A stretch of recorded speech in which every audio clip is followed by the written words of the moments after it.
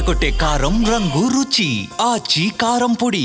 మంత్రి నారా లోకేష్ చేస్తున్న వరుస ట్వీట్లపై కర్ణాటక వాసులు భగ్గుమంటున్నారు. లోకేష్ ట్వీట్లతో జాతీయ స్థాయిలో ఏపీ పరువు పోతూ ఉండడంతో పాటు కర్ణాటకలో నివసిస్తున్న తెలుగు వారిపై స్థానికుల ఆగ్రహావేశాలకు దారితీస్తున్నాయి. ఇదే విషయాన్ని చాలా మంది ఎక్స్ వేదికగా పంచుకుంటున్నారు.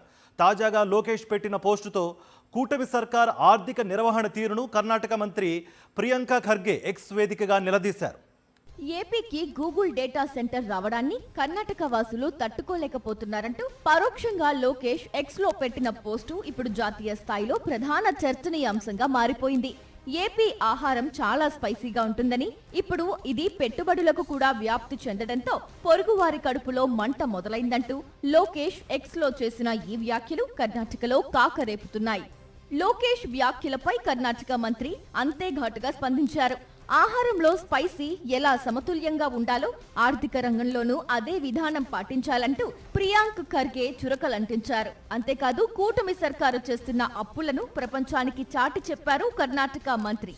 ఏపీ ఒక్క ఏడాదిలోనే 1.61 లక్షల కోట్ల రూపాయలు అప్పులు చేసిందని, జీఎస్డీపీలో అప్పుల శాతం 2.65% నుంచి 3.61% పెరిగిందంటూ మంత్రి ట్వీట్ చేశారు. పరిశ్రమలకు ఏపీ స్థాయిలో ప్రోత్సాహకాలు ఇవ్వలేమని, అలా చేస్తే రాష్ట్రం ఆర్థికంగా సర్వనాశనమైపోతుందన్నారు కర్ణాటక ఐటీ శాఖ మంత్రి ప్రియాంక్ ఖర్గే.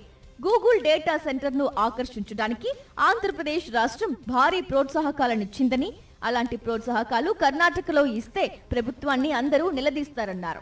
విశాఖకు గూగుల్ డేటా సెంటర్ వచ్చిందని చెబుతున్నారే కానీ అక్కడ అది ఏర్పాటు కావడానికి ఆ రాష్ట్ర ప్రభుత్వం ఎంత ఇచ్చిందనే విషయాన్ని ఎవ్వరూ చెప్పటం లేదన్నారు ప్రియాంక్ మల్లికార్జున ఖర్గే.